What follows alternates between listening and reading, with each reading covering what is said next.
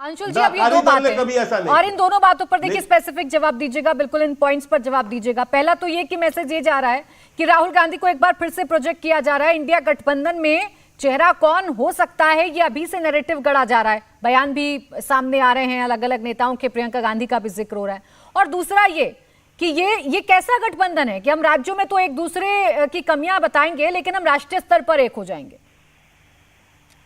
देखिए, जहां तक ये प्रोजेक्शन की बात है और ये जो सारी चीजें शर्मा जी ने बोली है, सबसे पहली बात मैं ये बोलना चाहता हूं कि राहुल गांधी जी जब पार्लियामेंट आते थे, पार्लियामेंट्री रिकॉर्ड मोदी जी का निकाल लीजिए और राहुल जी का निकाल के देख लीजिए, कितनी बार डिबेट गए, कितना अटेंडेंस रहा, कितने सवालों का जवाब दिया, कितनी उसमें शामिल हुए। तो मोदी जी इतिहास में सबसे कम करने वालों में से एक है डिबेट और पार्टिसिपेशन पार्लियामेंट में। पार्लियामेंट खत्म होने के बाद अब राहुल गांधी जो भी करते हैं, वो आजादपुर मंडी जाते हैं, कहीं जाते हैं, किसी गरीब से मिलते हैं तो इनको दिक्कत होती है, किसानों से मिलते हैं तो इनको दिक्कत होती है। राहुल गांधी का फोबिया हो गया है इन लोगों को।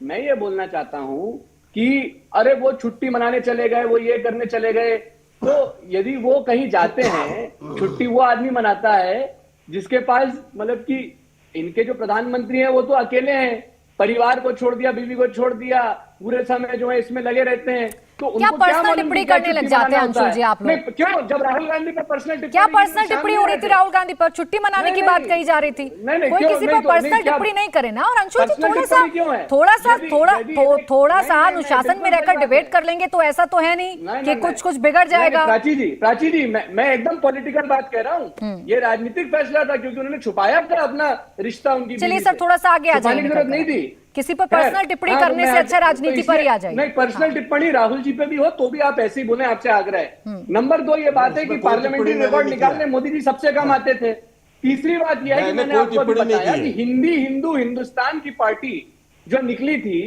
वो शिवसेना के साथ अलायंस में थी, तब तो इन्होंने कुछ नहीं बोला। शिवसेना जो है वो मराठियों की राजनीति करती थी, तो आरएसएस का आशीर्वाद था क्या उसको? ये जो है हर जगह। अंशुल जी, कॉन्सेप्ट क्लियर करिए पहले, अब मैं आपको टोकूंगी तो आप फिर थोड़ा सा इधर उधर हो जाएंगे और थोड़ा सा फिर आप एजिटेट होना शुरू हो जाएंगे। लेकिन थोड़ा कॉन्सेप्ट को समझिए। यहां मैं ये नहीं कह रही कि कौन से अलायंस में रहकर किसने किसके खिलाफ क्या बोला।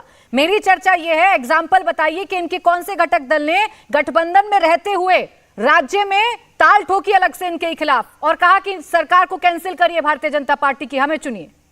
ये एग्जाम्पल बताइए। हाँ, मैं आपको बता रहा हूं, मैंने आपको पहले भी बोला कि एनसीपी हमारे खिलाफ चुनाव लड़ चुकी है, ये कोई नई बात नहीं है, पहले भी लड़ी है, लेकिन उससे फर्क नहीं पड़ेगा।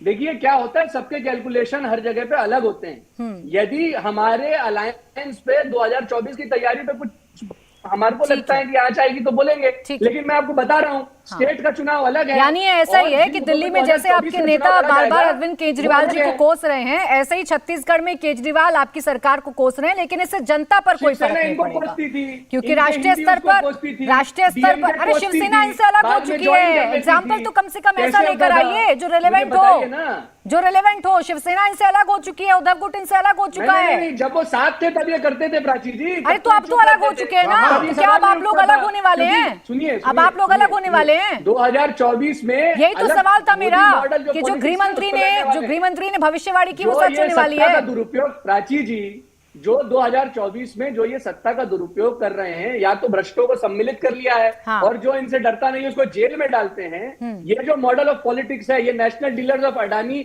जो सारी संपत्ति अरबपतियों को दे रहे हैं, दिल्ली में शराब घोटाले पर आपका क्या स्टैंड था, फिर ये बताइए। शराब घोटाले पर आपका क्या स्टैंड था? क्या था शराब घोटाले पर आपका स्टैंड? अडानी को खत्म। अरे शराब घोटाले पर अपना स्टैंड बताइए, एक बार दोहरा दीजिए, क्या है आपका स्टैंड जी? शराब घोटाले पर आपका स्टैंड बता दीजिए दिल्ली के। मैं आपको क्या बोल रहा हूँ, नेशनल डीलर्स ऑफ अडानी को खत्म करना। नहीं, ये मेरा सवाल है, ये पूछा मैंने आपसे। हमारा मुख्य नहीं, आप मुझे बताइए, करप्शन की बात कही ना आपने, तो बता दीजिए ना दिल्ली में आपका स्टैंड क्या है शराब घोटाले पर। मैं आपको क्या बोल रहा हूँ, मत भिन्नता होगी। AK वाजपेयी जी, 2024 मत भिन्नता होना अलग होता है और करप्शन के आरोप लगाना अलग होता है। अपदस्थ करना। अब रुक जाइए सर, ठीक है अंशुल जी, थोड़ी तो ऐसी बात करिए जो रिलेवेंट रहे। हर चीज हवा में थोड़ी ना होती है। इंडिया टीवी हर वक्त हर जगह डाउनलोड करने के लिए सर्च करें India TV news Google play store या ऐप स्टोर पर।